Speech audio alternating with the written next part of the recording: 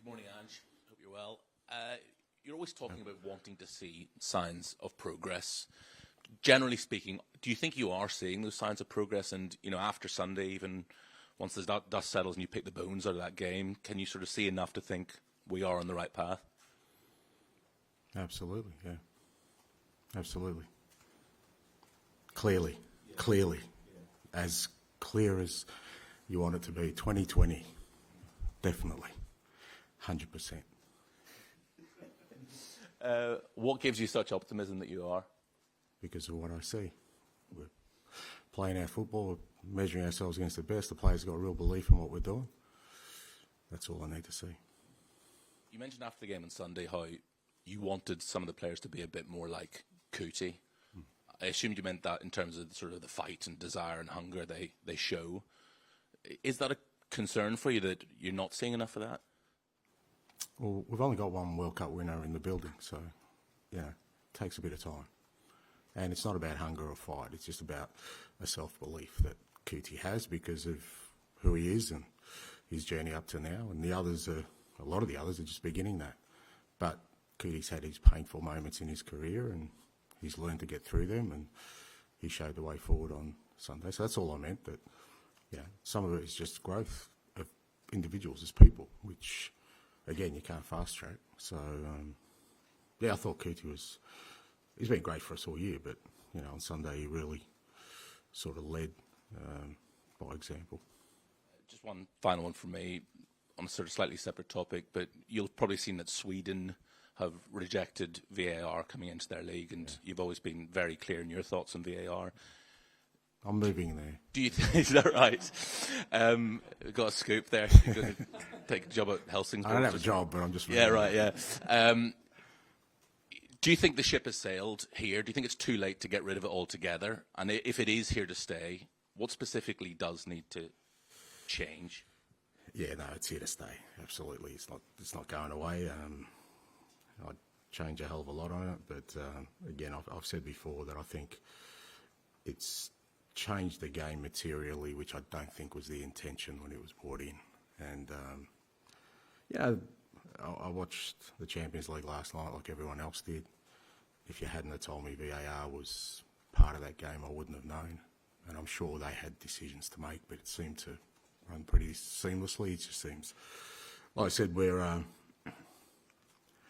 I don't know, we're trying to sort of pick the bones out of every little thing that happens in a football game at the moment, whether that's refereeing or any other part. And I don't like it. I've said it before because it's changed the game. It changed the game experience. It's a different game, whether you're involved or you're not involved.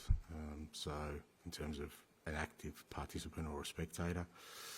But hopefully they'll find, the right sort of ground for it to work. There does seem to at least be a recognition from PGMOL that it does need to be refined or be changed. If they were to reach out to Premier League managers and say, would you come and sit in a meeting room with us and tell us what you're supposed to do? We already do that, mate, but yeah. I've said before, we're not the people that they need to consult with. We're not officials, they're officials. It's about them finding out what's the best decision-making process that's not going to affect the game. It's got nothing to do with managers. I manage a football team. I can tell them how to set up a team, but you know, it's you know, and you're always at odds in those kind of meetings anyway because the referees always feel like they've done the right thing, and we as coaches always feel aggrieved. So that's the basic case. I mean, you know, people telling me we're going to get explanation. What difference does that make? I thought we should add a penalty on the weekend. Other people didn't think we should add a penalty on the weekend. I wasn't still sure about Mickey van der Ven's offside, but other people say it is offside. So at the end of the day, who am I to sit in a room and tell officials how to do their job? They should know that. That is their job. As I keep saying, I wouldn't want to panel referees to be advising coaches how to manage a team. Charlie. Morning, Ange. In terms of your team news for tomorrow's game, how is Timo doing? Yeah, no, not good. Unfortunately, he's sort of had a couple of issues from the game. Timo with his hamstring, obviously. So, yeah, we've only got 2.5 weeks to go, so he'll miss the rest of the season. And Ben Davis got a calf injury out of the game, and he'll probably miss the rest of the season as well. Everyone else is okay. Skippy should be back for this game. out of the ones who've been out. In terms of Richarlison, do you feel he's fit enough to start the game at Stamford Bridge? Yeah, he's working back to fitness. I mean, he's missed a fair bit, so it was good to get him some game time. And whether that's tomorrow night or Sunday, obviously we've got 3 games this week, big games. So I'm sure Richie will play a significant part of that. And in terms of the challenge of Chelsea tomorrow, obviously the reverse fixture, it was chaotic to say the least. Yeah. How do you feel your team have developed since that match, and how do you view how they might have developed since that game as well? Yeah, like I said, for us, it's it's a constant sort of evolution of overcoming different challenges we've had since then. Fair to say, up until that point, we were in pretty good shape from a squad point of view, and we had a good rhythm of games. And since then, we've had some disruptions in many areas, and we've had to overcome those challenges. Some well, some not so well. So we've been, but for the most part, I think fairly consistently. And look, Chelsea. I mean, their recent form is very good. They've got some real talent in their group for sure. And Maurizio is an excellent manager. So. And I think irrespective of all of that, you're playing away from home, at their ground. It's a derby, London derby again, so you kind of know it's going to be a tough game irrespective. Yeah, you mentioned it being a London derby. It is one of the London derbies that the fans really care about. Do you sense from your players that there will be an element of revenge for what happened in that game? Oh, I don't think so. Again, I've never bought into that revenge because, I mean, that would mean that you need some sort of other stimulation other than going out there and just trying to win a game of football. And I think every week that's what you've got to do.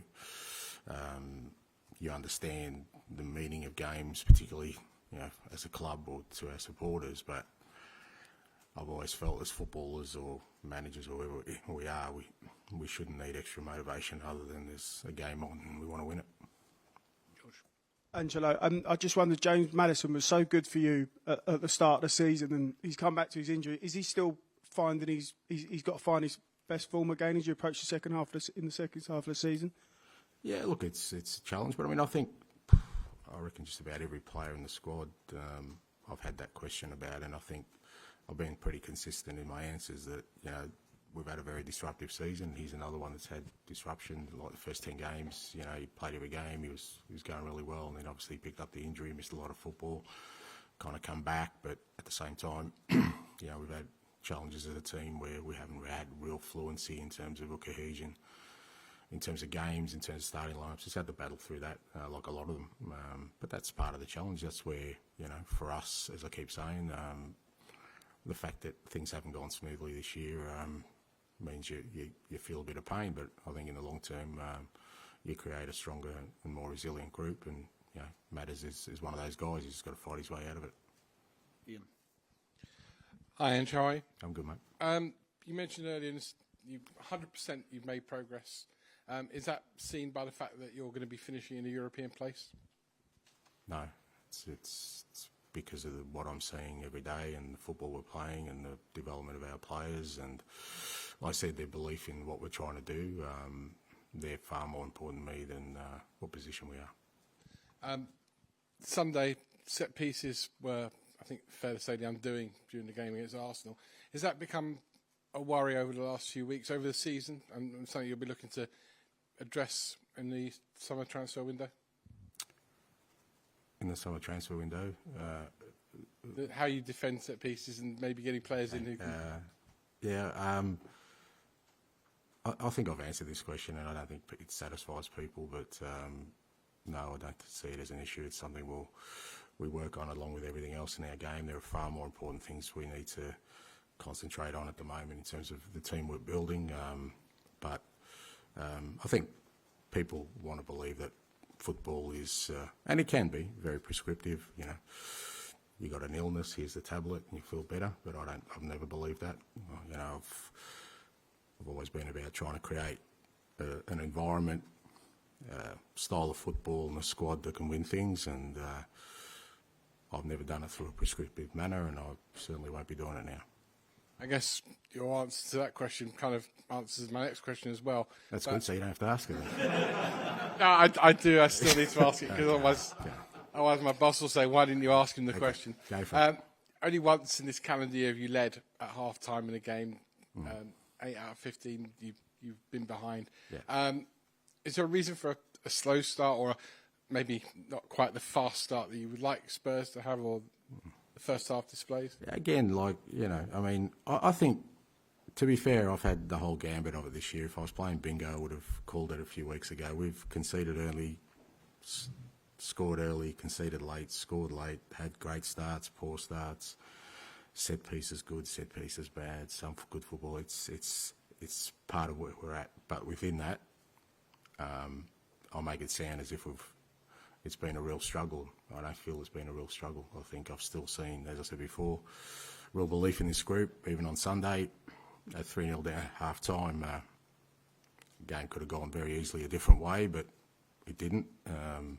And I love the spirit this group shows in the face of adversity, and all these things that people see as issues for us right now are not at the top of my list. At the top of my list is, like I said, creating an environment, a football team, and a style of football that will win us things, and we're on the way to doing that. Ali. Hi, Ange. Obviously, you lost your two natural left-backs now. Mickey van der Ven has previously occasionally played as a left-back. Has there been any temptation to play him there, or do you not want to lose his pace from the middle? No, and it's not the first time this year we've been challenging that way. We've lost wingers more than one at once. We've lost central defenders more than one at once. It's just the way it goes, striker. So we'll deal with that. It's unfortunate for Benny, who, again, he's another one who, and it's understandable because it's not just we didn't have a game for 2 weeks. He hadn't played the start of the game for ages because we just haven't had the fixtures where we can rotate the squad, keep everyone in good shape, and again, we've thrown him in after not playing for quite a while. It's almost inevitable that he'll pick up an injury. But so disappointed for him because I think he was looking at, he finally gets his opportunity over the next course of games, and it doesn't work out. But we'll find a solution for that position as we have before. Obviously, Timo missing the rest of the season. He's a player on loan. How do you I suppose you have to now judge his impact over the time he's had, and also your thoughts of maybe him being a permanent player in the future? Yeah, that's stuff for another day. I've got a game tomorrow, and that's where my focus is. Well, how about just judging his time? I don't know how you felt his impact. Yeah, I'm not making assessments on anybody right now because I've got 24 hours to prepare for an important game, and I'm focused on what's important right now. Okay, back to Christian Romero then. Painful moments you spoke. Obviously, one came against Chelsea. How impressed have you been with the improvement in his discipline since that day? Yeah, look, he's definitely. But again, upon reflection, when you look at that challenge he got sent off for, I've seen at least half a dozen since then. So they've obviously changed it slightly since then. So I thought, he paid the price for, maybe being who he is on that day. But anyway, look, I haven't had an issue with his discipline all year, and that game we started really well. We were flying, and like I said, it was an unfortunate moment, and Kuzi paid the price for that. But I haven't had an issue with him since I've been here. If historically, it was different, then it wasn't under my watch, and he's been outstanding for us this year. I mean, I knew he was a fantastic player, but working with him every day, seeing how competitive he is, how much he wants to win everything he does, and then his qualities as a footballer. I think he's a brilliant centre back, but also an outstanding person, and really happy to have him. Just sticking with Christian, on Sunday, obviously, he was popping up in some quite unusual positions, including for his goal. How much of that is at half-time you saying to him, you go where you want, and how much is him just deciding in the moment, this is the thing for me to do? Yeah, well, it's not about sort of telling them you go where you want, but it's not unusual for us. So we've had, we kind of set up a system where, whether your fullbacks, centre backs, midfielders, wingers, if you're in the flow of play and you feel like you can make an impact, then then the system and the structure is there to support that. So it's not the first time he's done it. In fact, he did it against Chelsea when we played them. I mean, he did the same thing. So he's done it quite a few times this year. But again, it's just about the moments, and he's one that, as I said, he's a little bit more sort of he's got that self-belief to not second-guess those kind of moments, whereas others maybe are still in that phase of not really being sure whether they should, take the initiative. But again, that's just growth for some of them. But, Cootie, he wants to impact games of football, and we try and set up a structure where all of them can do that. Just with James as well, do you, when you see a player who obviously, is hitting such heights and, he's not so much, do you proactively seek a player out to kind of speak to them and lift their confidence, or is it kind of more subtle than that? No. As I said, I'm about building an environment here that hopefully allows players and everyone involved to come in every day and push themselves to be the best they can be. The reality of it is there's no magic words or magic sort of solutions to any problems or challenges you have. I've always felt you work hard, be the best you can be, try and get the support you need and perform. Unless there's an issue there or somebody needs to seek me out. I mean, I always look at how they're training, and if their training is where it should be, then they have no issues with me. And that's interesting that you said there about Christian being one of the guys who has the belief to really, take advantage of the fact there is that freedom. Is that something, when you said about getting a bit more of Christian into the other players, is that one of the things that players feel confident enough to say, I am going to, if I see it, I'm going to go and take up this position? Yeah, that's what I'm saying. I mean, that's what I'm talking about. But like I said, you can't teach that. That's just experience and like I said, growth as people as much as footballers. And you can't expect, or rarely can you expect that players in his first year of the Premier League or has just joined this club or we've changed the way we play to be fully embraced. But there have been moments this year where all of them have done it, I think, but Christian's further advanced, obviously. I mean, he's got 5 goals this year and, he hit the post from a set piece on the weekend as well. So, we could add a couple of goals on the day. He's one that has been a real catalyst for me, because when you have a few in the group, and we've got 2 or 3 who embrace it, but also have the self-belief to really supercharge it, and then that drags everyone else along, and I'm sure we'll get impact from the rest of the guys from that. Going back to George to finish this section, please. Hi, Ange. You've spoken a lot about set pieces today, and I haven't. I've been asked a lot about it. we haven't actually had much chance to speak to Vicario about it in the mixed zone or after games. But I wondered kind of generally how he feels about it. Is he sort of frustrated, or does he not feel it's his kind of issue and it's something the team need to address? No, I think he's seeing it as a challenge, and again, it's something that I'm struggling with. Again, I watched Champions League last night. There was a couple of times they went in on the keeper and it was a foul straight away. So I don't know. It's a weird one for me. And we've tried to get clarity on it, and I don't think there is clarity on it. But it's just a challenge for him to overcome, and he's determined to do that. And I know he will, because again, I know his mentality of not kind of looking for excuses, but finding a solution through that, and he'll do that. And I just want to talk to you about the midfield. I mean, I remember at one stage of the season we were talking about how it was a great problem to have. You had so many options. Feels like it's become a bit of a problem, sort of selection dilemma. I mean, you've tried a few combinations in there. Is that an area in the summer that you feel like you're going to need to bring new midfielders in? No, I mean, look, in terms of the summer, like I said, I think I said maybe 3 months ago, we already know what we need to do, so nothing's really changed in terms of that. But again, in terms of the midfield, it's just really difficult because, like I said, we don't have a series of games. We haven't been able to sort of, give guys, game time on a regular basis to kind of get them all to a level. So they've kind of all been, stop-start sort of appearances, and we haven't had a lot of fluency in there. But at the same time, I think, all of them have contributed in a different way this year. We've had to rely on all of them because, we've had some issues and absences in that area. But again, we haven't had the cohesion apart from earlier in the season where, again, we were very settled that we need in that area. But that's probably been across the board. But I think at different stages they've all contributed. Okay, we'll end the broadcast section there.